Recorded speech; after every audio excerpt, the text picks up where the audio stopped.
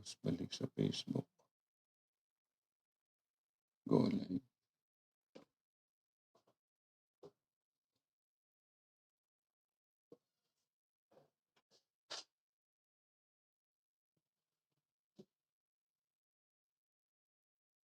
Okay na yun sa'yo.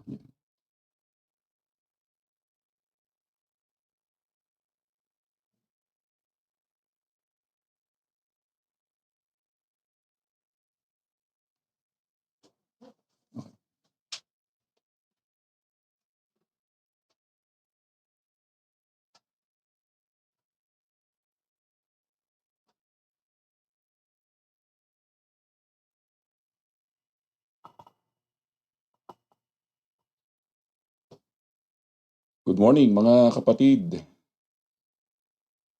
Kamusta po kayo?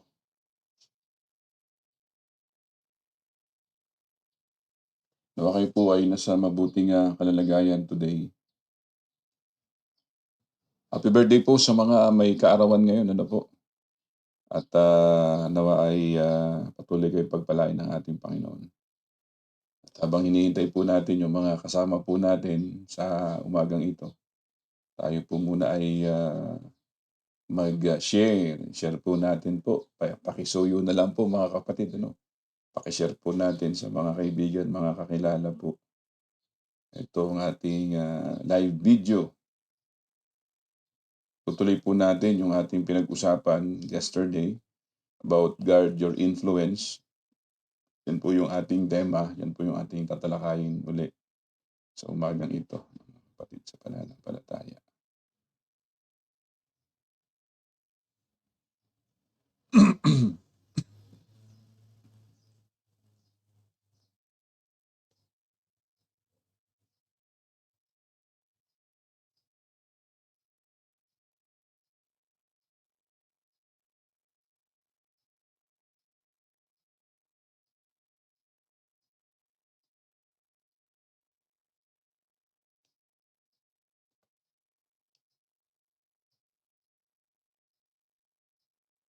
Good morning po sa lahat.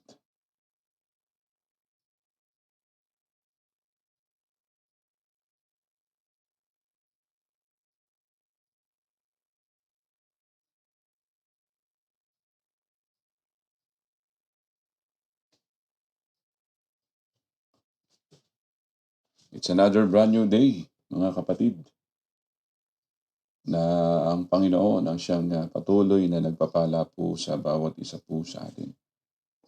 Good morning po at happy birthday po sa mga nagdiriwang po ng kaarawan nila ngayon. Ano? At pagpalain po tayo ng ating Panginoon. Sa mga nagdiriwang po naman ng kanilang wedding anniversary, na nawa ay kayo po ay marami pang taon ang inagdag sa inyong pagsasama bilang mag-asawa. Good morning po sa lahat. Pakishare lamang po itong video po natin para sa mga kaibigan po, kakilala nyo po at para sa mga kamag-anak. God bless po sa inyong lahat. Ano? So far, wala pong mga nag-personal message po sa atin regarding po sa ating pinag-usapan po natin.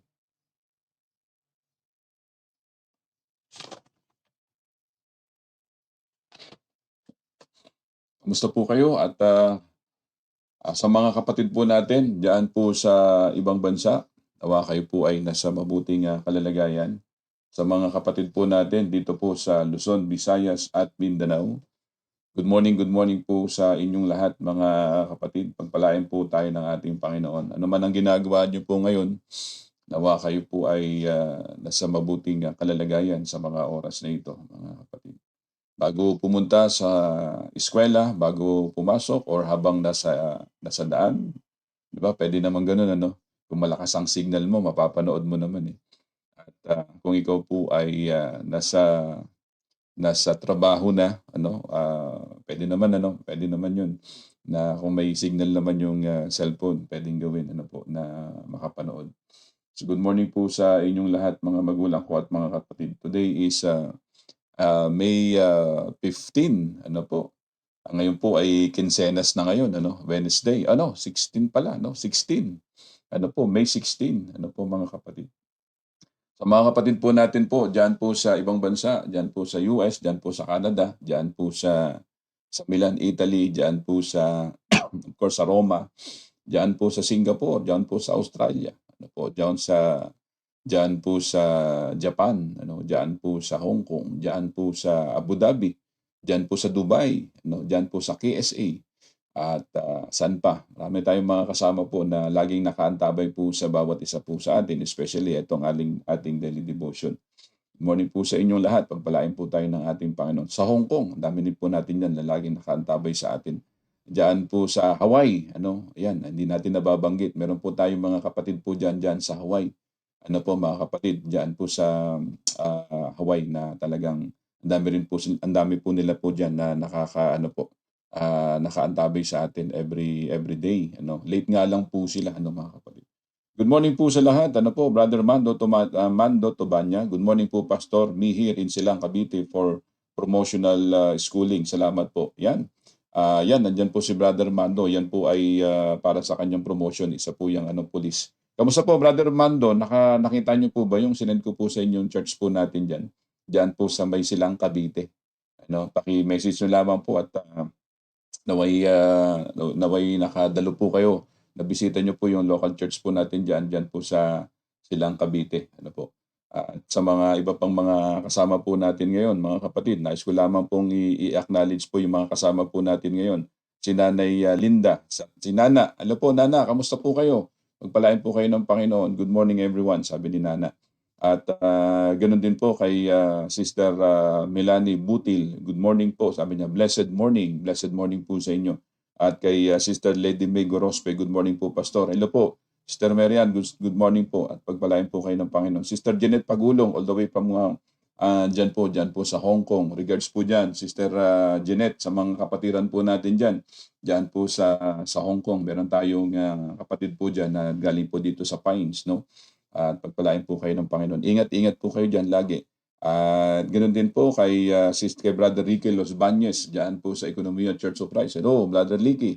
Good morning po sa inyo at pagpalain po kayo ng Panginoon. Kay Sister Mertud dyan po sa Valenzuela, mapagpalang umaga po, Brother Gilbert at sa bawat isa.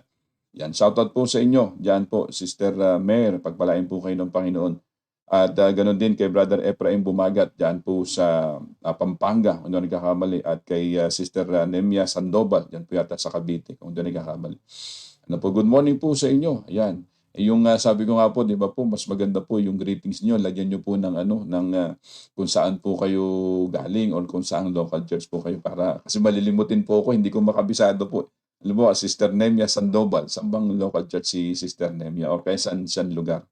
Ayan, kaya hindi ko po makabisado. Kay Sister Rhea Castro, yan, sa Pasig, yan. Good morning po. Nung nakaraan po, nag-visit po sila dito sa atin. Kay Nanay Ana Reyes, gandang umaga po, Pastor Gilbert. O, dyan po sa may Holy Spirit, no? Nandyan po sila Nanay Ana Reyes. Good morning po. Yan, kay Brother Roland Guillermo, mapagpalang umaga po, Pastor, at sa lahat. Yan, mapagpalang umaga po sa inyo, Brother Roland Guillermo. At ganoon din kay Sister Tita Año Nuevo, San Jose, ano, at diyan po yan sa may Cardona, Rizal. Good morning po sa inyo. Yan kay Sister Jeline, ano po, o diyan po sa Japan, lagi nating kasama. Kay Brother Kenneth Himala Oliva, yan, Brother Kenneth de la Vega, hello, ating kapwa kamanggagawa diyan po sa Batangas, ano po, hello po. Kay Brother Kentoy Otero, ayan, si Ken Otero, diyan po yata sa Bisaya, kung doon nagkakamali, Iloilo, kung doon nagkakamali. Correct me if I'm wrong lang po, kung ano po yung mga na ano ko po, yung pagkakaintindi ko. Halimbawa, ito si Brother Margal, yan. Sa San Pablo, si Sister Nemea on brother, San Pablo City, Laguna po. Ayan, shoutout po sa mga diyan sa mga taga San Pablo, diyan po diyan sa Setilig, mga kapatiran natin diyan sa Setilig. Good morning po sa inyong lahat. At yan si Brother Margal, sabi niya from Gumao Church of Christ. Yan, diyan po sa home church po na kung saan ako nanggaling, Gumao Church of Christ. Diyan po sa Bulacan, diyan po sa San Jose del Monte, Bulacan. Yan, good morning po sa inyo. Yan, at ganoon din kay Sister Mel Medina. Good morning po. from Grace Christian Church, COC, sabi ni si Ate Ana, Hoyo, Silang Cavite, and Metroville Church of Christ, Santa Rosa. Ayan. Good morning po, Ate Ana. Yan po siya. At ganoon din kay Sister Raquel Gongora Gonzales. Good morning po from Subic, Zambales. Ayan. Good morning po sa inyo kay Sister Apilado J. Worley. Good morning po, Brother Gilberto Abella. Kompleto talaga. At sa mga kapatid kay Cristo. Ayan. Good morning po sa inyo, mga kapatid. Kay Sister Sevilla Divilla, good morning po sa inyo. Ayan. Sige, at yan, at shoutout po. Ang dami pong mga dumarating mga kaeskwela po natin sa umagang ito. Pagpalain po kayo ng Panginoon. Pakishare lamang po ito sa inyong pong sa inyong pong wall para nang sa ganun habang naka-live po tayo, may mga kaibigan, mga kakilala po kayo na nakikita po ito at somehow makapaglingkod tayo sa kanila at makapakinig din sila ng salita ng Diyos. Good morning po kay Sister Rubilin Gulingo Montevilla. Good morning po kay Brother Arman Merales. At kay Brother Arman Morales, nakikiramay po kami, Brother Arman, kung sino po ba yung, kasi yung inyong po dito profile ay yung kandila na parang mayroong parang namatayan, nakikiramay po kami sa inyo. Kay Sister Machi Lugusgan, good morning po sa inyo. At yan, kay Sister Tang Romero, mapagpalang umaga po, COC Tayabas and ACM Imos Cavite. Yan po sila, si Sister Tang Romero. At good morning po sa inyo kay Brother Ray Pariñas dyan po sa Cavite. Hello, Pastor Ray Pariñas. Good morning po. At pagpalain po kayo ng Panginoon. Sister Cynthia Villamin Bidalyo dyan din po sa Cavite.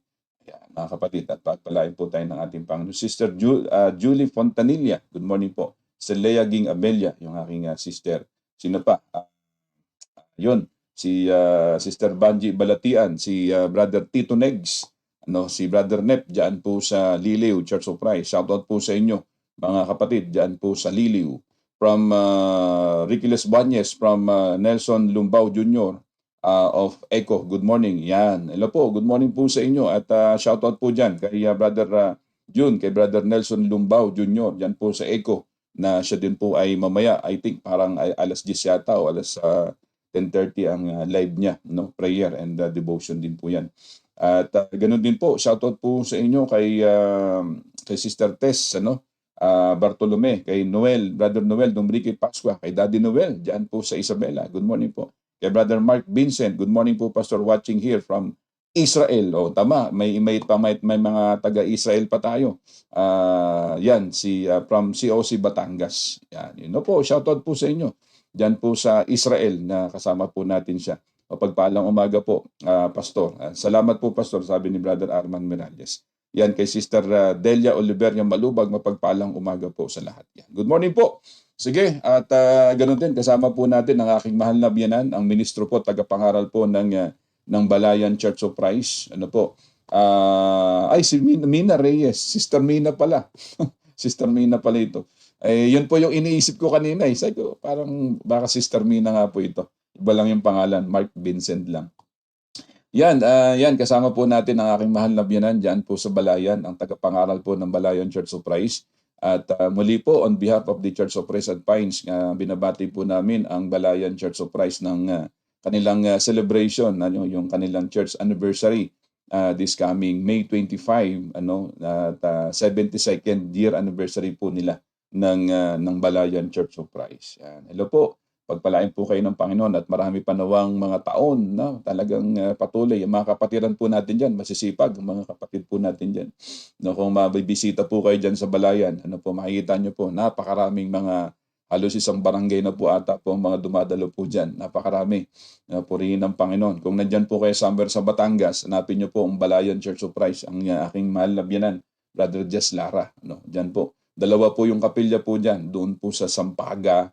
Tapos sa kabila po, yung bagong kapilya po nila diyan po sa may Baclaran, Balayan, Batangas. Yan. Laki po 'yun, laki.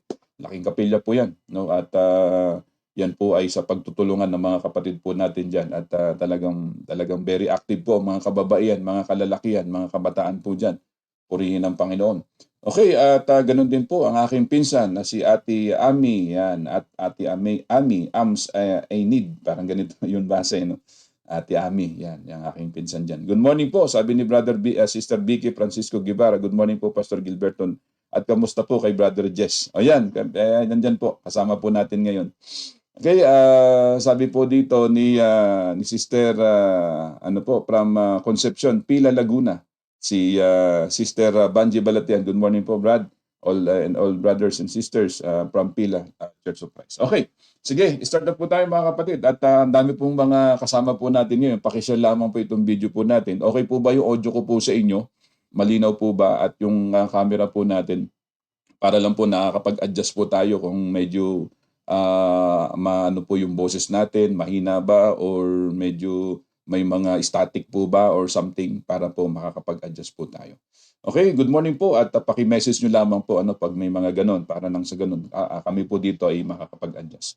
Sige po, tayo po muna ay mag-ukol po ng panalangin. Samahan nyo po ako sa panalangin at pag-uusapan po natin ngayon yung pinag-usapan po natin kahapon, na may pamagat na guard your influence. Yan po yung ating pag-uusapan mga kapatid.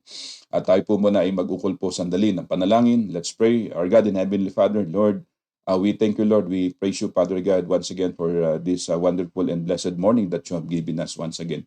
Ikaw po ang aming tinataas, ikaw po ang aming pinupuri, at salamat po, Panginoon, sa kapatawaran ng mga kasalanang nagawa po namin sa isip, sa salita at sa gawa. We thank you, God, because of your grace and love and kindness toward us. We believe that we're already forgiven. Sa oras na ito, as we're going to discuss and study and meditate your words, I pray that please lend us enough wisdom and understanding so that we will be able to comprehend all the lessons and to all the discussions and to all the words that you would want to impart to us, especially for the inspiration of our spiritual growth, spiritual life, and also motivation, Father God, to do what you would want to do in order for us, Father God, na mabigyan ka ng kapurihan. Salamat. Ikaw po ang aming tinataas, ikaw po ang aming pinupuri. Ikaw po ang aming Diyos na dakila, hindi ka nagbabago, hindi ka nagsasawa, Panginoon, na pag kami po'y patuloy na pinagpapala, na ikaw po'y patuloy na manggagamot, ikaw po'y laging nag-iingat sa bawat isa sa amin, at patuloy na ikaw po, Panginoon, ang laging nariyan at handa po kami na gabayan at pangunahan sa lahat ng mga gawain po namin. Kaya Lord, sa oras na ito, I pray na ikaw po ang manguna sa amin, basbasan mo ang mga pag-uusapan namin, na ito po'y patuloy na maging dagdag na paglago ng aming buhay espiritual. Lahat ng ito ay aming panalangin sa pangalan ni Jesus na aming Panginoon. Amen. Amen. Good morning po mga kapatid. Kahapon pinag-usapan po natin ito pong guard your influence. Ano po? At nakita po natin po dito, gaano ba kahalaga yung maka-impluwensya ka ng tao. Napakamahalaga po nun. Lahat po tayo, sabi nga po natin, what is influence? Influence, it is a to affect or alter the conduct or thought or character of another. So lahat po tayo pwede pong maging ma-impluwensya, maka-impluwensya, I should say. Everyone has influence. Meron tayong ganyan. Lahat po tayo meron na ganyan. Kaso nga lang, sabi nga po natin dito, mga kapatid, ay dalawang bagay po yan eh. Pwedeng makapag-impluwensya ka na papunto sa kamalian, maka-impluwensya ka papunta sa kasamaan doon sa mga tao. Or pwedeng maka-impluwensya ka sa kabutihan. Pwedeng pong ma-impluwensya ng tao patungo po sa kaayusan. Ganon, dalawang bagay po yun eh. Kaya nga dito makikita natin, na lagi nating sinasabi na dapat pipiliin natin kung sino yung kakasamahin natin. Bakit po? Sapagkat tingnan nyo po, kung may mga Biblia po kayo, dito po sa Corinto, may mababasa po tayo po dito na kung titingnan po natin na merong sinasabi po ang talata dito po sa 1 Corinthians chapter 15 verse 35. Ang wika sa atin ay ganito. Sabi dito ng talata, ngunit may nagtatanong, paano bubuhay muli ang mga patay? Ano ang magiging ayos sa katawan nila? Dito po sa sa 1 Corinthians chapter 15 ng verse 35. Na ang wika po dito, kung iisipin po natin, 'di ba nung panahon po ni Apostol Pablo, okay? Marami po siyang naimpluwensyahan, especially yung mga taong nanampalataya sa Panginoong Hesukristo. Marami pong mga tumanggap sa kanya. And of course, marami pong ayaw din tumanggap. Ganun lang naman eh, 'di ba? Meron siyang naimpluwensyahan, meron siyang hindi naimpluwensyahan. Ibig sabihin, meron siyang mga nahikayat, meron siyang mga hindi nahikayat. Yung mga hindi nahikayat, yun po yung mga against. Yung mga hindi nahikayat, yun ang maraming mga komento. Yung hindi nahikayat, yun ang maraming mga sinasabi. no? Pero ganoon pa man, kaya sinasabi po dito, yung tungkol po dun sa pagkabuhay na maguli ng mga mananampalataya. Hindi na impluwensya ng ating Panginoong ni Apostol Pablo yung mga tao na talagang hindi ito kumilala sa Panginoon. Ngayon, meron din po sinasabi po yung dito sa Korinto na kung saan ang wika po is yung mga tao po sabi nga kumbaga, tell me who your friends are and I will tell you who you are. 'Di ba? Sabihin mo kung sino yung lagi mong kasama at sasabihin ko kung sino ka. Arang ganoon. So ibig sabihin, makikita po natin po dito kung ang lagi mong kasama yung mga tao po na hindi po maganda, sabihin po natin, hindi gumagawa ng mga bagay na mabuti. And of course, lagi mong kasama, may impluwensyahan ka nila.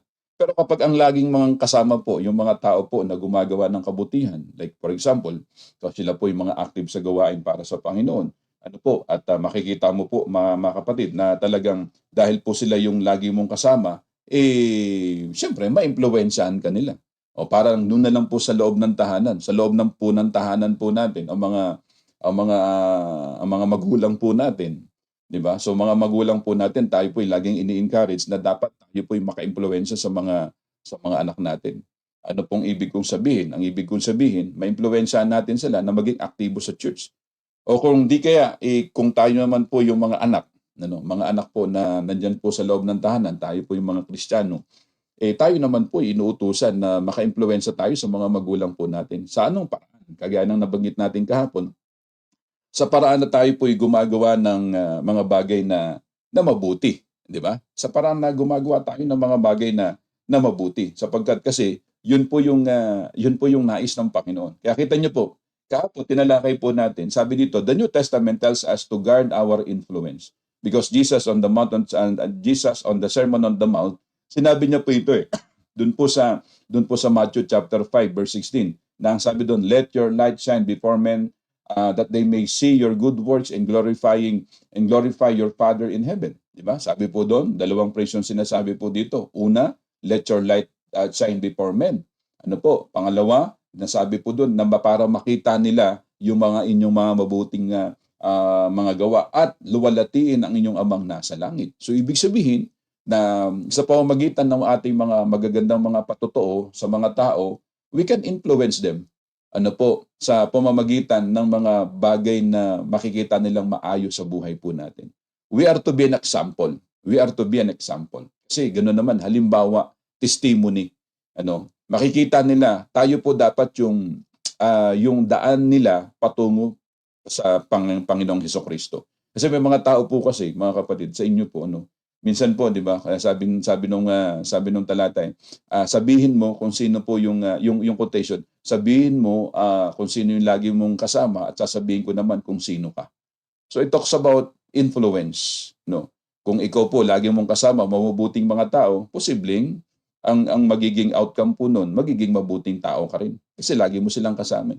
Pero kung lagi mong kasama po yung mga masasamang tao, what I mean is yung mga kasama mong lagi ay yung mga tao po na talagang namumuhay sa pagkakamali, namumuhay sa pagkakasala, talagang sinasadya na ang paggawa ng hindi maganda. Sasabihin ko sa iyo kung sino ka. Posibleng magiging ganun ka rin. Hindi mo pwedeng sabihin, hindi, kasama ko lang naman po sila pero lagi mo silang kasama, anong mangyayari? Posibleng maimpluwensyahan ka sa gawaing hindi maganda.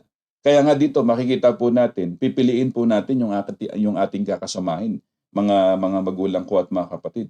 Pipiliin mo yung kakasamahin mo kasi kung hindi mo pipiliin yung kakasamahin mo, chances are, makikita mo sarili mo, wala na, mahuhulog ka na sa pagkakamali. Di ba? So tulad halimbawa na lang po ito, kahit sa local church. Sa local church. Minsan, sa local church, may mga tao po, may mga kapatid po tayo. Ito, mga kapatid talaga natin, na may mga grupo-grupo. Halimbawa, pagkatapos ng pagsamba, may grupo si ganito, mayroon siyang laging kasama si ganito, laging kasama niya si ganyan, laging niya kasama si ganun. Anong nangyayari? Walang problema doon dahil siyempre, banding mga kapatiran. Dahil po sa mga grupo-grupong ganyan, ano pong nangyari? Nagkwento si ganito, kwento si ganyan. Yung isa umagri naman, may mga kapatid, don't get me wrong Yung isa umagri naman, nagkwento si ganito, alam mo ganito, dito sa church, ganyan, ganito. Nagkwento si ganito, yun napagkwentuhan niya na lagi niyang kasama, medyo madaling maniwala, yung napagkwentuhan niya na lagi niyang kasama, medyo mahina din ang pananampalataya, na ganun. Hanggang sa dumating yung time, hindi, punta na lang tayo sa iba. Nakahikayat tuloy sila. Umalis ngayon sila sa church. At dahil po ganun ang kanilang paniniwala doon sa iglesia na kanilang kinabibilangan. My point here is, mga kapatid ko, is this. Bilang mga kapatid sa pananampalataya, na dapat tayo po iisa sa church. Hindi po tayo dapat watak-watak, hindi po tayo dapat hiwa-hiwalay. Alam niyo po yan. Dapat po tayo po sama-sama, iisa, sa isang layunin, sa isang misyon na mabigyan po ng kapurihan ng Panginoon. Ngayon, ganito, pag may mga ganyan, dapat, halimbawa, kung alam mo, kahit sa church, kung alam mo, halimbawa, kinikwentuhan ka na medyo parang kasiraan ng isa, kung ikaw po, lagi niyang kasama at kinikwentuhan ka ng kasiraan ng isa o kasiraan ng mga leaders or kasiraan ng kabuuan ng iglesia, mag-isip ka.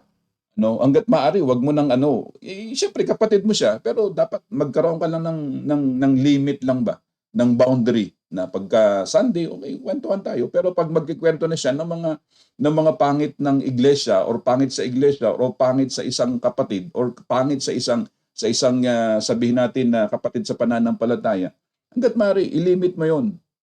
Sawayin mo siya, i-rebuke mo hangga't maaari. Kasi bakit? Kapag hinayaan mo yan, makikita mo sarili mo, magiging ganun ka na rin. Maimpluwensyahan ka. Or kung ikaw ang nakakaalam ng totoo, i-rebuke mo siya, impluwensyahan mo siya na dapat wag mong isipin yan. Dapat sa Lord tayo tumingin, maglingkod tayo, dapat maimpluwensyahan tayo ng hindi ibang ng mga tao, maimpluwensyahan tayo dapat lagi ng Panginoon, ng Diyos. So yun po mga kapatid, kasi sabi ng ating Panginoong Kristo, yung ating talata po dito, na sabi niya doon sa mga kaalagad niya, magliwanag kayo, paliwanagin niyo ang inyong ilaw para makita nila ang inyong mga mabuting mga gawa, upang sa magkagayon, maluwalhati ang inyong amang nasa langit. So sabi pa ni Apostol Pablo kay Titus, sabi niya, so 2:7, sabi niya, in all things showing yourself to be a pattern of good works, in doctrine showing integrity, reverence, incorruptibility. So ang tinutukoy po dito ni Apostol Pablo, dito kay Titus, na magpakita ka ng pattern, halimbawa ng example ng mabuting gawa. In doctrine showing integrity. Pag sinabi nating in doctrine showing integrity, panghawakan mo yung turo at aral. Maging tapat ka diyan sa turo at aral. Maging panghawakan mo yan. Embrace mo yung turo at aral na yan. Sapagkat yan ang magdadala sa iyo doon sa totoo at tumpak na kalalagayan, doon sa lugar kung saan nais ng Diyos na mapuntahan natin. So meaning, sabi ni Apostol Pablo kay Titus, in doctrine showing integrity, reverence, incorruptibility. Hindi ka dapat mahahawa, hindi ka dapat maimpluwensyahan, hindi ka dapat mahahaluan ng kung anumang mga bagay na hindi ka nais-nais or hindi maganda. So maging ikaw yung maka-impluwensya at hindi ikaw yung ma-impluwensyahan. Yan po yung tinuturo sa bawat isa sa atin. That's why ang sabi po ng ating Panginoong Kristo, that they may see your good works and glorify your Father in heaven. Mga magulang ko at mga kapatid. Kaya nga, the great power, a good influence, of a good influence. Remember yung ating keynote kahapon, yung sabi po ni Truman, nang sabi ni Truman, President Harry Truman, from 1945 to 1953. Sabi dito, Truman said, a leader is a person who has the ability to get others to do what they don't want to do and like it. Yan po yun. So it talks about dito, makikita, magpupul po tayo dun sa influence. Na-influensyahan niya yung mga tao na sa una, ayaw nilang gawin yung gustong gawin, sabi dito, ng isang leader. Na-influensyahan niya, ayaw nilang gawin yung gustong gawin na pinapagawa ng leader sa kanila. Then, after all, sabi po dito, and like it. Sabi dito, ang isang tagapanguna daw po, na meron siyang capacity, meron siyang kakayanan, na mahikayat niya, mahimok niya ang iba, na gawin ang mga bagay na ayaw nilang gawin at magugustuhan nila ito. So ganun sa atin. Tayo bilang mga Kristiyano, may mga tao na yung ginagawa natin ayaw nilang tularan. 'Di ba? Yung ginagawa natin ayaw nilang gawin. Ayaw nilang sundan. Doon na lang po sa isang doon na lang po sa isang maliit na lugar ng ating pamilya. May mga anak tayo, kung tayo nananalangin, yung mga anak natin, posible na ayaw nilang mag-pray. kung tayo nakikita nilang nagbabasa ng Biblia, siguro for them parang they don't want to read the Bible. But then again, makikita po natin dahil ikaw po yung tagapanguna sa loob ng tahanan, ikaw yung may authority, pinapakita mo yung magandang patotoo mo, yung testimony mo, na-influensyahan mo sila.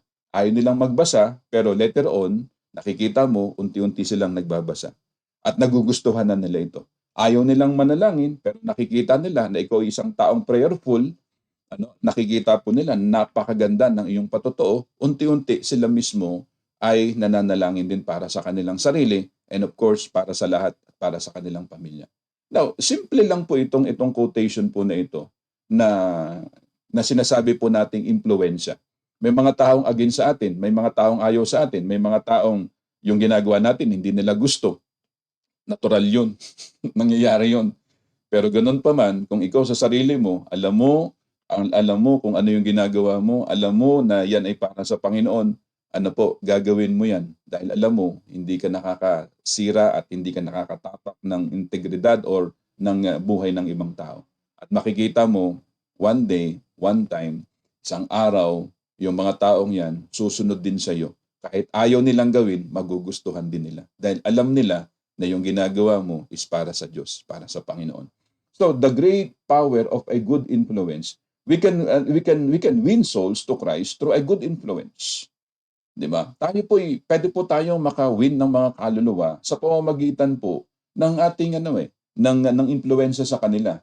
Sabi po ng 1 Corinthians chapter 7 verse 16, sabi po ni Paul, "For how do you know, O wife, whether you will save or husband? Or how do you know, O husband, whether you will save or your wife?" So ang sinasabi dito, doon po sa mag-asawa, yung asawang babae, maimpluwensyahan yung kanyang asawang lalaki, vice versa. Ganun lang naman di ba? Or sa family natin, yung maimpluwensyahan natin yung ating mga anak. Meron pong ganyang patotoo Meron pong nagkwento sa akin. Alam mo Brad, sabi niya, ako bunga lang po ako nung asawa ko. Dati ako sa totoo, siya mananampalataya siya. Ako hindi naman talaga mananampalataya. Sa akin, umatit sa hindi, okay lang Pero yung asawa ko talagang super active siya, super talagang very dedicated in terms of yung mga sa pag-attend ng mga fellowship ng mga Sunday worship. Talagang super dedicated siya. Pero sabi ko, bakit po kayo na kumbaga na aya na hikayat niya? Sabi niya, simple lang. Nakikita ko kasi yung buhay niya. Talagang yung mga nababasa sa Biblia, yung mga naririnig niya pag Sunday, nakikita ko na talagang pinamumuhay niya. 'Di ba? I remember yung apat na preacher nag-usap-usap sila. Ano daw ba yung pinakamas magandang saling Biblia? Una, sabi ng isa, King James Version. Kasi maganda to, malinaw to Yung sabi naman ng isa, yung American Standard Version. Sabi ng isa, mas kumbaga malapit doon sa literal parang ganun. Madaling maintindihan. Sabi naman ng isa, sa kanya is yung New King James Version. Ngayon, yung isang preacher, sabi niya, mas magandang salin ng Biblia para sa akin, yung I like my mother's translation best. Yung mother daw niya, yun daw yung gusto niya na yung salin ng nanay niya. Nagtaka yung mga tatlong preacher nang sabi ng tatlong, ay yung nanay mo, translator pala yung nanay mo. Sabi niya, oo, tama, translator. Kasi kung ano yung nababasa niya, kung ano mang salin ng mga binabasa niyang Biblia, na isasalin niyang personal sa kanyang sarili. Kaya yun ang gusto kong translation. Na ibig sabihin, yung influence ng nanay niya sa kanya ay talagang very effective. Why? Dahil po sa testimony, dahil sa pamumuhay bilang Kristiyano. So ganun din. Kaya itong ating illustration na sinasabi po, mga kapatid, na yung kanyang asawa daw, talagang sabi niya, na-convert ako hindi dahil sa galing at husay nung nangangaral. Hindi dahil sa galing ng pagpapaliwanag ng tagapangaral. Hindi. Na-convert ako dahil sa husay at galing ng asawa ko na pinakita niya kung ano yung kanyang nababasa, kung ano yung kanyang napapakinggan. Pinakita niya sa amin. Araw-araw yan. Napakabait ng asawa ko. Kaya yun ang naging dahilan kung bakit na-convert siya. Na-influensyahan siya ng magagandang mga pamumuhay ng kanyang asawa. So ito yun a great power of a good influence. Ano po ba ang pwedeng makapag-influensya sa atin? Siguro some of us tayo pong mga ngayon, nanonood po ngayon, mga kapatid. ang nakapag-ibigay po sa ating impluwensya, siguro lahat tayo may kanya-kanya mga patotoo.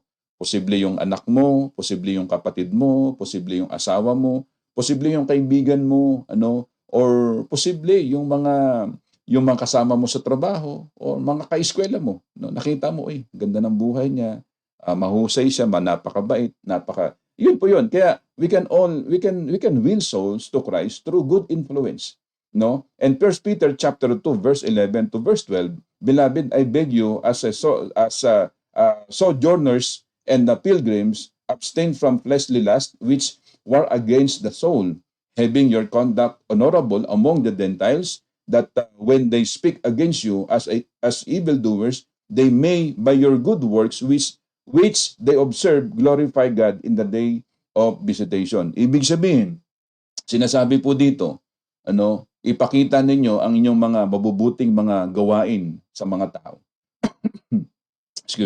Para nang sa ganun, yung mga tao is mahikayat ninyo sila patungo sa ating Panginoong Hesukristo. It can cause evildoers to be ashamed, di ba? May mga ganung mga tao Mga kapatid, minsan sometimes, di ba, may mga tao na kapag gumagawa ka ng mabuti, binabaliktad nila. Pakitang tao lang yan. Ganun eh. Alam nyo, meron po sinasabi sa Biblia na, tingnan nyo, no? Nais ko lamang pong basahin. May mga ganun eh. May mga tao, pakitang tao lang yan. Hindi totoo yan. Di ba? Ganun. Ang mga tao kasi, minsan may mga taong baliktad ang isip eh. Gumawa ka ng mabuti, ang iisipin nila, pakitang tao, or para sa kanila, masama yan. Ganun eh. Ang sabi po ng Isaiah, kung may mga Biblia po kayo ngayon, chapter 5, verse 20, anong sabi dito? Kawawa kayo, mga baliktad ang isip. Ang mabuting gawa ay minamasama, ang masama naman ay minamabuti. Ang kaliwanag ay inaaring dilim, at ang kadilim ay liwanag ang turing. Mapait na apdo ang sabi matamis, at ang matamis ay minamapait. Ito yun eh. Mga baliktad yung isip. Gumawa ka ng mabuti sa paningin ng mga mangmang, ang iisipin ng mga mangmang, wala, yan, masama yan para sa kanila. Di ba? Pagtatawanan ka pa nila, imamaka pa nila doon eh. Di ba si Jesus Christ, remember Jesus Christ, yung kanyang mga ginagawa, pinagtatawanan pa siya. Remember yung mga ginagawa ng mga alagad ng mga panahon na yun, di ba pinagtatawanan pa sila? Even though lahat ng mga ginagawa nila na ito is para sa Panginoon, para maakay ang mga tao, para sa kabutihan, para sa kapayapaan, para sa kabanalan, para sa kaligtasan. But then, makikita po natin, may mga taong baliktad talaga ang mga isip.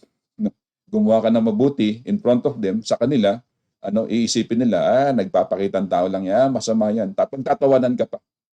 Para sa kanila, OA ang gumawa ng mabuti. Doon sa mga paningin ng mga mangmang. Pero sa atin po, na mga Kristiyano, pag gumawa tayo ng mabuti, tayo, di ba, binibigyan natin lahat ng applause, palakpak sa Diyos. Ibig sabihin, papuri sa Diyos. Yun po yung punto.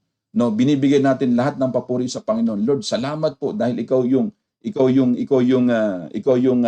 nagbibigay sa amin ng inspirasyon para gumawa ng mabuti, para kami may makapanghikayat ng mga kaluluwa. Kaya dito, kung ibabalikan po natin, may mga tao talagang ganyan, mga kapatid ko. Kaya nga sabi ni Apostol Pablo, hindi ko ikinakahiya ang mabuting balita. Di ba? Kung may mga Biblia po kayo, hindi ko kinakahiya ang mabuting balita. Doon po sa Roma 16. Anong sabi ng talata, mga kapatid?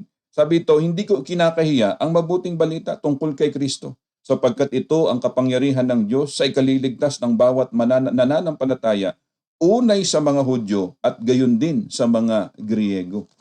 Doon po sa Roma 1:16. Check nyo po, mga kapatid. Sabi ni Pablo, hindi ko kinakahiya. I am not ashamed. The power of the gospel. Hindi ko kinakahiya ang kapangyarihan ng mabuting balita. Mga magulang at mga kapatid. The great power of good influence. Pakita natin yon. Huwag nating ikahiya yan. Dahil yan po ang nais ng Panginoon sa bawat isa po sa atin, para nang sa ganun, marami po tayong maimpluwensyahan ng mga wala pa sa Panginoon, at maimpluwensyahan natin sila patungo sa pananampalataya at makareceive po ng kaligtasan buhat sa ating Panginoon. Ano pa? But sabi nga dito, but a bad influence has a great power too. Di ba yung kanina? Kung ikaw po ay merong pangit na impluwensya or patotoo, meron din po palang meron din po palang power yan. It can lead people into sin. No? Kung ang iyong patotoo po ay yung impluwensya mo is iniimpluwensyahan mo sila para gumawa sila ng mali, para gumawa sila din ng mga bagay na hindi maganda, sabi po dito, it can lead people into sin. Maaakay mo sila sa paggawa ng kasalanan, maaakay mo sila sa paggawa ng mga bagay na hindi maganda. In Proverbs chapter 22, verse 24 to 25, make no friendship with any angry man, and with a furious man do not go, lest you learn his way and set a snare of your soul. Di ba? Sabi po dito, sabi po ni Solomon, pinapalayo niya yung mga tao po doon sa mga tao magagalitin. Bakit? Kasi yan po yung makaka-influensya talaga eh. Ang sabi nga po ng verse 20 na chapter 22 ng Kawikaan, verse 24 to 25, ang wika sa atin ay ganito, mga kapatid. Sabi niya, huwag makikipagkaibigan sa mainit ang ulo, pagkat baka mahawa ka sa kanila. Maliwanag po yung talata. Dito po sa Kawikaan, chapter 22, verse 24 hanggang 25. Sabi po ni Solomon, huwag kang makikipagkaibigan sa maiinitin ang ulo. Bakit daw? Pagkat baka mahawa ka sa kanila. Kayo po, meron po ba kayong kaibigan po na mainitin ang ulo? Kapatid, sabi ng talata, sabi ng Biblia, naku, hiwalayan mo yan. Huwag kang makipagkaibigan diyan. Kasi bakit? Baka mahawa ka sa kanila. 'Di ba? So baka mahawa ka sa kanila. That's why it can lead people into sin. No? Kung may mga kaibigan ka, yan, parang, di ba, isipin mo na, sino bang kaibigan ko? Ito, medyo mainit ang ulong ito. Ito, mainit ang ulo nito lagi. Ito, wag lang hindi magkausap kami ng ganito at makapagsalita ng ano, talagang mamumula ka agad. Ito, high blood lagi ito. Ito, lagi gusto lagat, confrontation. Ito, lagi gusto debate. Ito, gusto lagi ganito, discussion lagi. Ito, gusto, yan. Pag-aralan mo maigi. Kasi hindi pala ito mabuti. Kasi baka dumating ang time, magiging ganun ka rin sa kanila. Remember yung quotation, tell me who your friends are and I will tell you who you are. Kung ang lagi mong kasama, mga taong magagalitin, lagi mong kasama, yung mga taong laging may bisyo, gusto ang bisyo, yung mga gusto mong kasama, yung mga taong, yung mga taong wala nang inisip kundi yung kasiraan ng ibang mga tao.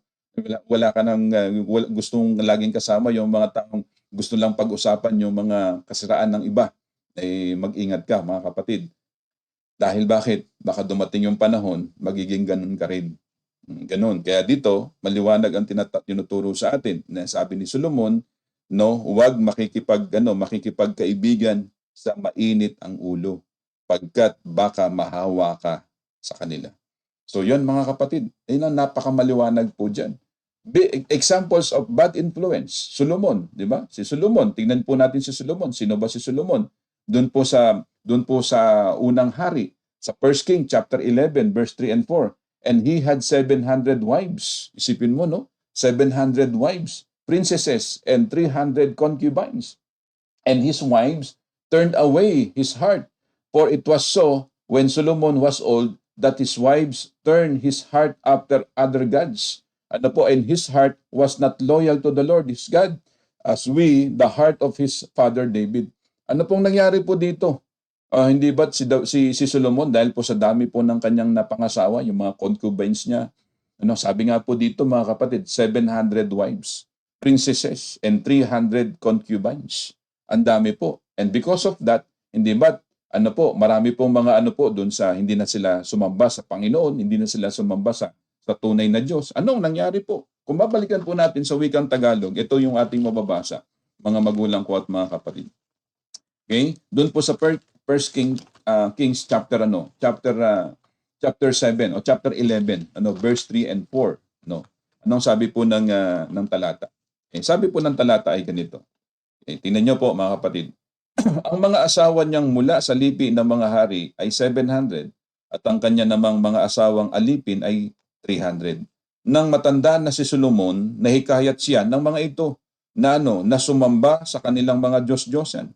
Hindi siya nanatiling tapat kay Yahweh. Hindi niya sinundan ang halimbawa ni David na kanyang ama.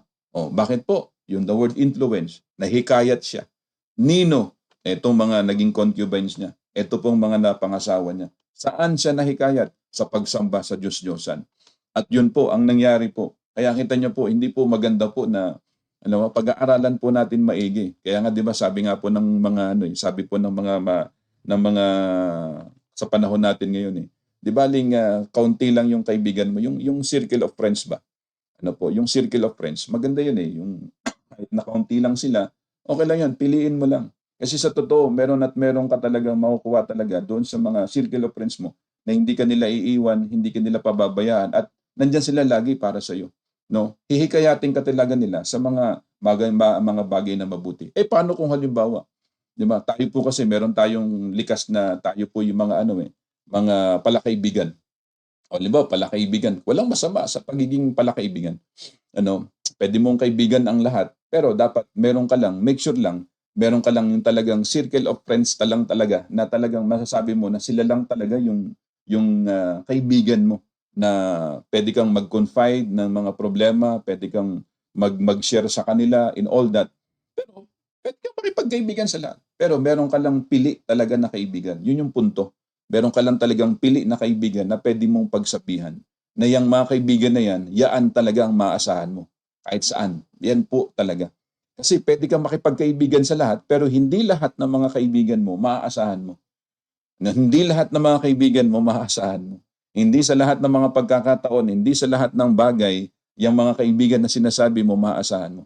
Dapat pipili ka lang doon. Kung meron kang 10 kaibigan, lahat-lahat, pumili ka doon ng ilan, 2, 3, pumili ka doon na talagang itong 3 kaibigan ko na ito, na hindi ako pababayaan na ito. Kasi yung mga 10 kaibigan, minsan, mabuti lang ang kaibigan kapag meron ka.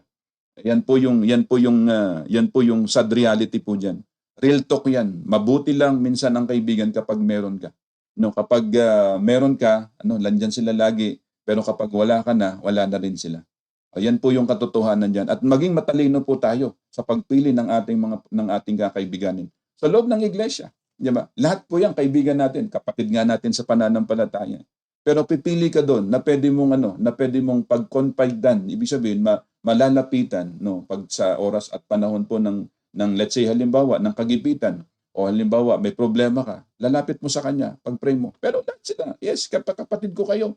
Lahat kayo kapatid ko. Lahat kayo ay mga kapatid natin at kaibigan natin. No, pero pipili ka lang sapagkat hindi lahat ng kaibigan na sinasabi natin o sinasabi mo is maaasahan mo. Minsan pa nga may mga kaibigan pa nga na minsan po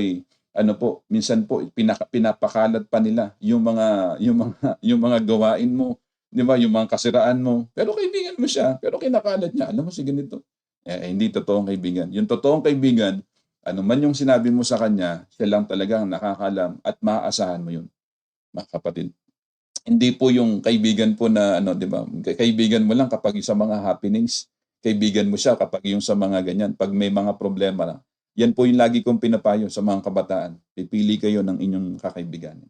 Kasi ang mga sa generation natin ngayon, minsan 'di ba, masarap lang kasama ang kaibigan kapag sa mga masasaya, no? Pag sa mga lungkot na, sa mga problema na, wala. Isa-isa na nag-aalisan yan.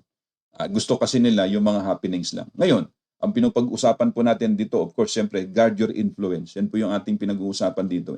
Tingnan niyo po si Solomon. Anong nangyari? Sa dami ng kanyang mga napangasawa, yun po yung daan para siya po'y mapalayo sa Diyos. Hindi siya po sumamba sa Panginoon. Hindi na siya naglingkod sa Diyos. Manapay sumamba na sila sa Diyos-Diyosan. Yan po yung sinasabi ng 1 King chapter 11, verse 3 and 4. Na ang sabi dito, mga kapatid, sa verse 4, for it was so when Solomon was old that his wives turned his heart after other gods, and his heart was not loyal to the Lord his God. As was the heart of his father David. Wala na. Sino pa? Yung King of Judah, si Amaziah, yung King of Judah, doon po sa 2 Chronicles chapter 2 o chapter 22 verse 3 and 4. No, he also walked in the ways of the house of Ahab, for his mother advised him to do wickedly. Sipin mo, no? Sabi pa dito, therefore he did evil in the sight of the Lord, like the house of Ahab. For they were his counselors after the death of his father and to his destruction. Bakit po? Nakita po natin dito sa 2 Chronicles, makikita po natin na talagang hindi naging magandang patuto. Yung magulang pa nga niya, sabi pa dito, mga kapatid ko, doon sa 1 Chronicles chapter 2 Chronicles chapter 22. Babalikan po natin, kung may mga Biblia po kayo, mas magandang chine-check nyo po para nang sa ganon, mababasa nyo po sa inyong mga Biblia. Doon po sa 2 Chronicles chapter 22 verse 3 and 4. Nang sabi dito, Ang sinunod niya ay ang gawain ng mga hari sa Israel sapagkat inakay siya ng kanyang ina sa landas ng kasalanan. No, tulad ng angkan ni Akab, ano ang ginawa niya ay hindi nakalugod kay Yahweh sapagkat ang mga ito ang naging tagapayo niya pagkamatay ng kanyang ama at ito ang dahilan ng kanyang pagkapahamak. Kaya pipiliin natin yun eh. Pipiliin natin ang kakasamahin mo natin. Pipiliin mo kung sino yung lalapitan mo na hihingi sa iyo ng payo. Kapatid, tandaan natin yan. Ano po, may mga tao po kasi na magbibigay sa iyo ng payo na patungo sa kasamaan. Magbibigay sa iyo ng payo patungo sa patungo sa gawain na hindi mabuti. O, ganun, may mga ganun mga tao, don't get me wrong. Kaya pipili po tayo, but a bad influence has a great power too. May mga ganyang mga tao, kaya pipili ka kung sa tingin mo na medyo yung kanyang impluwensya sa akin, parang hinihikayat niya ako sa hindi mabuti o sa mga bagay na masama, pag-aralan mo maigi. Kasi makikita mo sarili mo, wala, lugmok ka na, bagsak ka na, namumuhay ka na sa ginagawa niyang pamumuhay din, ganun din, wala na. So ibig sabihin, hindi naging mabuti po yung kanyang impluwensya sa iyo. Naakay ka niya sa kasamaan, naakay ka niya sa mga bagay na hindi maganda. Pipiliin natin sa church, mga kapatid. Real talk. Sa church, lahat sabi ko kanina sa mga kabataan, mga kalalakihan, kababaihan. Sa lahat po. Lahat yan. Pag pumasok tayo ng kapilya, lahat yan, of course, kapatiran natin yan. They were, sabi nga brothers and sisters of us. Kapatid natin sila, kapatid sa pananampalataya, lahat yan, kapatid. Pero pipili ka pa rin. Ganun mga kapatid. Hindi po masama po yun. Hindi po masama yun. Don't get me wrong mga kapatid. Pipili ka. Kasi kahit nakapatid sa pananampalataya, minsan may mga kapatid po, may mga matatabil po ang dila. Pipili ka pa rin. Kapatid kita, bakit hindi? Pero hindi ibig sabihin, lahat ng mga bagay na meron ako, alam mo. At hindi dapat lahat ng mga bagay na ginagawa ko, dapat alam mo. Kapatid kita, bakit hindi? Pero meron tayong dapat na kapatid doon. Hindi lang siya kaibigan, hindi lang siya kapatid, kundi maaasahan mo siya. Pwede kang mag-confide sa kanya, pwede kang mag-share sa kanya na maaasahan mo na kapag sinabi mo sa kanya, hindi yan malalaman ng iba. Yung mga private. Kasi ganun may mga ganun tayo Kasi bakit po natin to sinasabi? Mahalaga po ito Kasi tandaan po natin, kailangan po meron po tayong mapag-sharean ng mga dala-dala natin. Di ba? Ako po, personally, may ganyan. Mayroon akong mga kapatid na ito, sinishare ko sa kanya. Ito po ganyan. Mayroon din mga kapatid na nagsishare sa atin. Sabi ko sa mga kapatid, mga kapatid, umasa kayo. Talagang kapag yan ay sinare nyo sa atin, pagpe-pray natin, of course, umasa kayo na hindi yan makakalabas. Ganun. Ganun po Minsan nakakalungkot, di ba? May mga tagapangaral. Ang mga tagapangaral pa, minsan chismoso. Sorry mga kapatid May mga tagapangaral pa na sila pa yung mga chismoso. Nag-share si ganito, si kapatid na ganyan, yung tagapangaral pa ang nag-share sa iba na hindi ganun, pangit yon. Ethics, pag-aralan natin yan sa mga kapatid kong tagapangaral dyan. Ethics, yan ang dapat isipin natin lagi yan. Pag meron lumapit sa atin na kapwa natin, kapatid sa pananampalataya at nag-share sa inyo, nag-share siya sa inyo ng mga bagay na alam mong hindi maganda. Alam mo na talagang pangit yon sa kanya, pero sinare niya sa iyo. Huwag mo i-share sa iba. Kasi kasiraan niya yun Kumbaga, ikaw yung kapastor, ikaw yung tagapangaral na inaasahan niya na magpipray para sa kanya na maiintindihan mo siya. Ikaw yun, unang tao sa loob ng kapilya, sa loob ng iglesia, ang unang tao na makakaintindi sa kapatid natin or kung sino man na mga kapatid sa pananampalataya, ang unang tao, walang iba kundi ang tagapangaral. Ikaw dapat ang unang umunawa. Hindi dapat ikaw ang siyang magiging tulay pa para sa ikasisira ng kapatid. Ikaw, uunawain mo yun. And make sure, wag mo ipagsasabihan sa iba. Kasi once na pinagsabi mo yan sa iba, wala na. Ngayon, depende na lang sa kanya kung baka sinasabi niya sa iba. Depende na lang dun sa tao. But most importantly dito mga kapatid, meron pong power din po ang pag-iimpluwensya sa mga bagay na hindi maganda. Di ba? Ganun So, false teachers, Galatians chapter 5, verse 7 and 9. Sabi doon, you run well, you hindered you from obeying the truth. This persuasion does not come from him who calls you. A little leaven leavens the whole lump. No, anong sinasabi po dito? Doon po sa Galatia, kung may mga talata po kayo, may mga Biblia po kayo ngayon, hawak na hawak.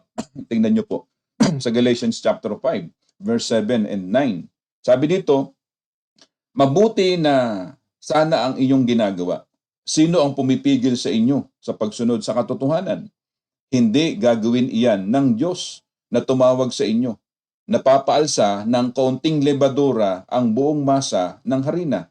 Ano po? Anang kasabihan, dahil sa ating pakikisa sa Panginoon, nagtitiwala akong hindi kayo mag-iiba ng pag-iisip tungkol sa bagay na ito. At natitiyak kong parurusahan ng Diyos ang sinumang lumiligalig sa inyo. Ibig sabihin, yung alam mo yun, yung mga turong hindi maganda. Yan ang sabi ni Apostol Pablo sa mga taga-Galacia, sa lokal diyan po sa Galacia noong mga panahon na yun. So ibig sabihin, makikita po natin po dito yung mga tinuturo. Yung mga tinuturo, di ba? Pag yung mga tinuturo, yung umaalsa, yung liben, ano, yung sabi po dito, libadura. No, yun mo, nagturo ka ng ganito, tapos yung tinuro mo, umalsa yan. Di ba? Umalsa ng umalsa. Ibig sabihin, kumalat yan. Ano po, lumobo yan. Ay yung tinuturo mo, sabihin natin na medyo pangit nga. Let's say lang, halimbawa ganun. Alsa ng alsa yan. Meron pa nga ganito nagturo ka ng mabuti, nagturo ka ng maganda, pero dahil ang tinuruan mo against sa iyo, ano po, tinitwist niya.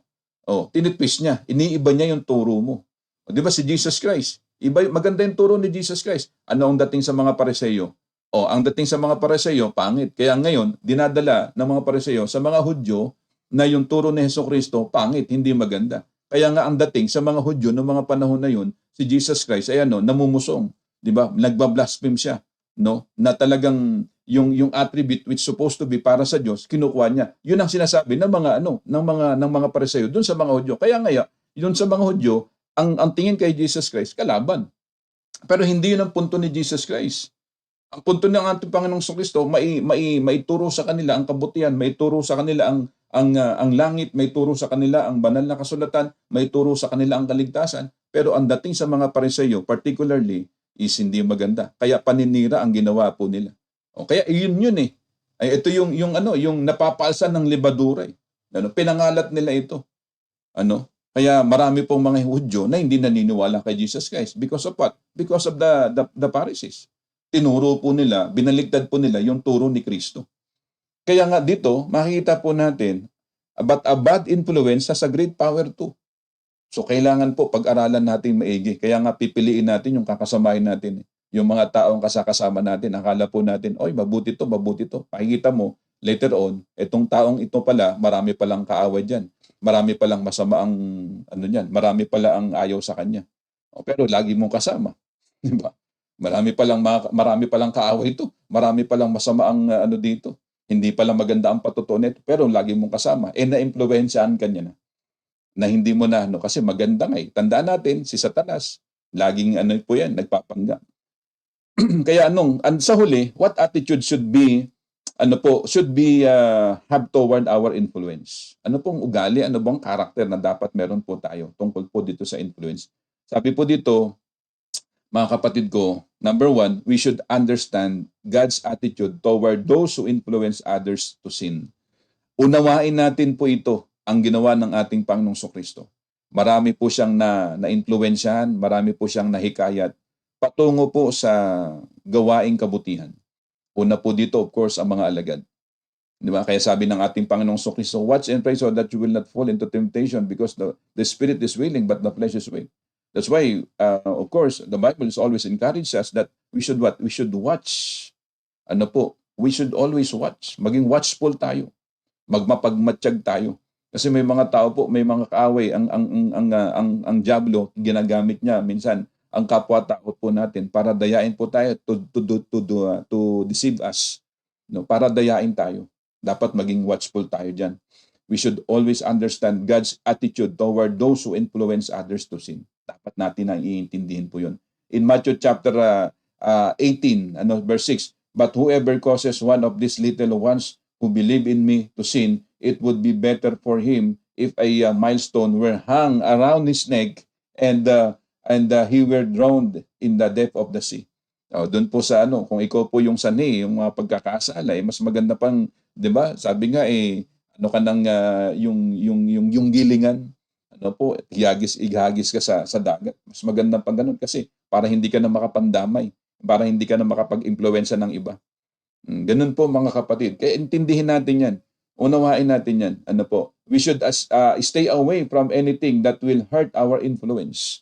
Alisin po natin po 'yan. Stay away. Kung alam mo na medyo yung hindi ka maka-impluwensya sa kanya, hindi mo maimpluwensyahan siya about the word of God, then layuan mo siya.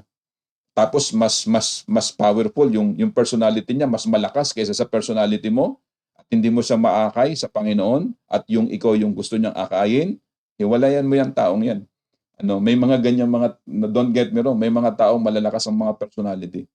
Ano po, yung bang gusto mo magsalita pero ayaw kanyang pagsalitain, tapos ang gusto niya is gusto niya yung ikaw yung susunod sa kanya na kahit alam mo na medyo mali, medyo hindi maganda, hindi uubra, naku, layuan mo yung mga tao yan. Kasi yan po ay bad influence, mga kapatid ko. Bad influence yan. Kaya nga sabi ng talata, di ba? Yung mga taong ganyan, layuan nyo mga taong ganyan. Yung mga taong hindi makabubuti sa inyo, na maaakay kayo sa pangit na gawain, layuan mo yan. Lalo tigit kung sa tingin mo, malakas ang personality nito, ayaw nito talo. Gusto niya ako yung susunod sa kanya at ayaw niyang sumunod dun sa sinasabi mo na alam mong mabuti para sa kanya. Layuan mo yung taong yan. Kasi baka dumating ang panahon, pag lumapit ka diyan at ikaw ang may influence niyan. Ikaw ang may influensyahan diyan. So, what should be our attitude toward our influence? Ano po ba dapat? Dapat tayo po, especially tayo po bilang mga mananampalataya, dapat po, sikapin lagi natin na patuloy na tayo po'y pangunahan ng Diyos. At kung meron po tayong mga tao na gusto nating impluwensyahan at maakay, yun po yun ito'y positive influence, maakay patungo sa Panginoon, ipakita natin kung sino si Kristo sa buhay po natin. Salamat po. Sabi ni Brother Ricky, tama po, influence is also a great power. Example of a prophet stood by on his principle alone, hundreds prophets. 100 prophets said that the king of Judah and Israel would only like to hear. Ganun yun yung gusto lang nila mapakinggan 'di ba? Pero si Prophet Micah nanindigan na talagang dapat na sa Panginoon. Ganun po 'yun. Kahit nga si Prophet Elijah, 'di ba? Yung si Prophet Elijah, marami po mga yung propeta din ni Jezebel, 'di ba? Yung propeta ni Baal. Siya lang ang tumayo, nanindigan siya. Hindi po siya nagpa-impluwensya sa kanila. So same thing with us. May mga tao po na sa community po natin, may mga tao po talaga na laging nakatingin sila sa atin. Pero tumindig tayo. Tumindig tayo sa dapat nating panindigan. Kung alam mo sa totoo, tama ka, manindigan ka. Huwag kang magpapa-impluwensya, especially sa mga local church po natin. May mga tao po dyan na lumalapit, may mga tao pumapasok po dyan na nagpapakilala na kasama natin sila, kasama mo sila, na ganito. Huwag kang magpapa-impluwensya, lalo tigit alam mo na kung ano yung dapat na panindigan. Panindigan mo yan. Ganun. Kaya ang tanong natin dito, what should be our attitude? Toward our influence? Mga kapatid, na may mga isip po tayo, ginawa tayo ng Panginoon na may mga kanya-kanyang isip tayo. Humiling tayo sa Diyos ng karunungan, wisdom, para nang sa ganun, malalaman mo lagi kung ano talaga, pag may mga taong lumalapit na na-encounter ka, pag-aralan mo maigi. Pag-aralan mo maigi, ito ba'y makabubuti sa akin o makakasama? Mas magandang magkaroon ka ng kaibigan lang na maliit lang na bilang na kaibigan, pero mga totoo. Kaysa sa dami ng bilang na kaibigan mo na puro mga may kanya-kanyang mga agenda. Mas maganda yung pili lang na kaibigan. Mas maganda yun kaysa sa mga totoong kaibigan, kaysa sa mga kaibigan na marami mong kaibigan na super talagang ikaw ay palakaibigan. Hindi ko sinasabing wag kang maging palakaibigan. Pero itong mga kaibigan mo, may kanya-kanyang agenda rin. Minsan gagamitin ka. Don't get me wrong, may mga ganyan. Mga kapatid. Okay, so yan po mga kapatid. Many things are not wrong in themselves but may lead someone to sin. May mga ganun. Akala mo okay siya pero hindi mo alam. Nakita mo, ikaw pala'y lumalayo na sa totoo, lumalayo na sa tama. Our influence as Christians cannot be overemphasized. We have an effect to others. The illustrated by poem, ang sabi ng isang ng isang poem dito po, no. Sabi dito yung touching others. Sabi niya, the slightest breeze that ever blew, no, some slender grass has wavered. The smallest life I ever knew, some other life has flavored. We cannot live our lives alone. For other lives we touch are either strengthened by our own or weakened just as much. Oh, ang ganda po nitong touching others. No, hindi tayo nabubuhay dito sa mundong ito na tayo mag-isa lamang. Posibleng tayo ang makaimpluwensya or tayo po ang maimpluwensya. Saan ka doon, kapatid? Well, of course, most of all of us as Christians, we are already influenced by the Lord. Na-impluwensyahan na tayo ng Panginoon. At ang nais ng Panginoon, ikaw mismo bilang Kristiyano, alam mo na ang totoo, maimpluwensyahan mo naman ang ibang mga tao. Hindi po tayo dapat magpa-impluwensya sa gawain ng kamalian. Magpa-impluwensya tayo lalo tigit sa gawain ng katotohanan ng kabutihan. Magandang umaga mga kapatid. We should always watch and guard our influence. Nawa mga kapatid, maka-impluwensya tayo sa tama at huwag tayo magpapa-impluwensya sa mali. At huwag tayong mangi-impluwensya ng mga tao patungo sa kamalian. Lahat po tayo nawa bilang Kristiyano, maka-impluwensya tayo at madala natin ang mga tao, yung mai-impluwensyahan natin, madala natin sa paanan ng ating Panginoong Kristo. That is the very essence of being a Christian, bilang mga Kristiyano, bilang mga mananampalataya. Yan po mga kapatid. Yung mga influencer na vlogger, pag-ingatan na panoorin, real talk, pinagkakakitaan nila yun. Opo, isa pa yun, brother, totoo po yun. Yan, at naway maging po ito, maging aral po sa atin, mga kapatid. At maging po tayo, maging aware po sa lahat ng mga bagay, para nang sa ganon, ibalik natin sa Diyos ang kapurihan, sapagkat siya lamang po ang pinaka-epektibong influencer sa buhay po natin. Wag po yung mga bagay na mali, wag yung mga bagay na pangit. Dapat si Jesucristo ang epektibong influencer lagi sa atin. Impluwensyahan niya tayo lagi at dapat magpa-impluwensya tayo sa Kanya. At gamitin nawa tayo ng Diyos lagi. Ay sabi po doon, let your light shine before men so that they may see the good works of yours. No, makita nila ang mga mabubuting niyong gawa at mabigyan ng kapurihan ang Panginoon, 'di ba? So 'yun po mga kapatid. Kaya sabi po dito, that they may see your good works and glorify your Father in heaven. So sa huli, sa Diyos pa rin natin ibabalik ang lahat ng kapurihan sa pamamagitan ng mga mabubuting gawa natin na pinapakita at nakikita ng mga tao sa paligid natin, na ito po ang magiging daan para maimpluwensyahan natin sila patungo kay Kristo, maakay kay Kristo, at sila din naman ay makatanggap ng kaligtasan buhat sa Panginoon. Good morning po mga kapatid, at kung meron po kayong mga tanong, mangyari lamang po na message niyo po, pag-usapan at pag-aralan po natin. At kung medyo may kalituhan po sa inyo itong ating tinalakay ngayon, just feel free na i-message niyo lamang po ko, then pag-usapan natin yan mga kapatid.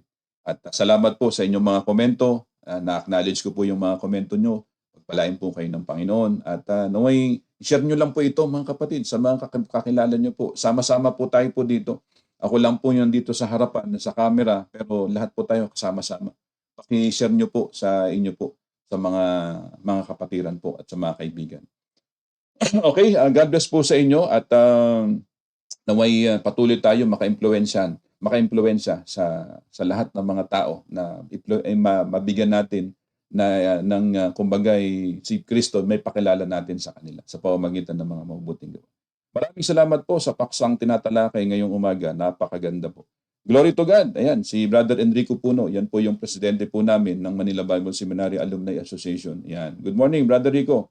Pagpalain po kayo ng Panginoon. Yan. God bless po at ingat-ingat po kayo. Bukas, panibagong aralin po ang pag-uusapan po natin. Yung ibang mga announcement, siguro yung announcement natin, Brother Rico, sa Mabisa, baka bukas ko na lang po talakayin kasi umahaba na yung oras natin, kapatid. Bagaman hawak naman natin yung oras po natin, pero ganoon pa man, alam ko yung iba po sa atin, may mga lakad-lakad po yan. God bless po sa inyo. Bukas i-announce po natin yan uli, yung ating National Convention at yung Mabisa na gagawin natin this coming December 8 and 9, ano mga kapatid. So God bless po sa inyo. Hindi ko na po kayo maisa-isa. Sister Jeanette Velez Simbilio, good morning po. Sabi niya, good morning po and thank you and God bless. God bless din po sa inyo kung saan man po kayo naroon ngayon. Ingat-ingat po kayo. Keep safe, keep healthy. Pagpalain po kayo ng ating Panginoon. God bless everyone. See you again tomorrow. And let's pray. Our God and Heavenly Father, Lord, we thank you, Lord, once again for the lessons that we have right now. Thank you, Lord, for the words of yours, Father God, na talagang naintindihan po namin kung ano dapat namin gawin. Kami po'y para maka-impluwensya sa mga tao na sa paligid po namin. Salamat po. Tinuturuan mo kami lagi at pinapaalalahanan mo kami lagi. May mga tao po, Panginoon, sa paligid po namin. Ang lahat ng mga taong ito, marahil po, Panginoon, ay may mga tao po, Panginoon, sometimes masaya lang nakasama kapag sa mga happenings, sa mga kasiyahan. Pero sometimes kapag sa mga bagay po na medyo may mga problema at pagsubok na, minsan sila po'y lumalayo.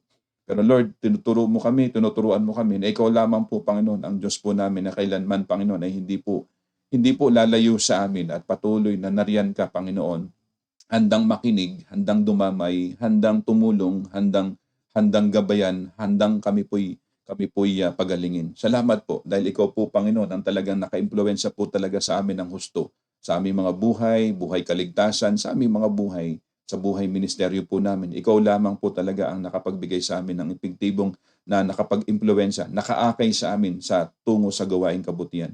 At nais mo, Panginoon, kami na maka-impluwensya din kami sa mga tao upang maipakilala po namin ng mga tao sa paligid po namin na wala pa sa iyo, na sila din naman ay makakilala sa iyo at makatanggap po ng kaligtasan galing sa iyo. Salamat, O Diyos. Tinataas ka po namin. Ikaw po ang aming pinupuri. Tulungan mo kami, Panginoon, na naway maka-impluwensya kami ng mga tao patungo sa kabutihan. Maka-impluwensya kami ng mga tao patungo po sa kabanalan. Maka-impluwensya kami ng mga tao patungo po sa kaligtasan. Na ikaw po ang nag-o-offer lagi sa bawat isa po sa amin. We thank you, God. We praise you, Father God. Ingatan mo kami sa buong maghapon. Salamat sa mga blessing. Salamat sa kalakasan. Salamat sa karunungan. Salamat po, Panginoon, sa kaligtasan. Ang lahat ng ito, O Diyos, ay aming sama-samang panalangin na may kalakip na papuri at pasalamat sa pangalan lamang po ng aming Panginoong Hesus na siyang aming tagapagligtas at sa pakikiisa at tulong ng Banal na Santong Espiritu. Amen. Amen. God bless everyone. Keep safe, keep healthy. Ingat-ingat po kayo, mga kapatid. God bless po and see you again tomorrow. God bless po, mga kapatid.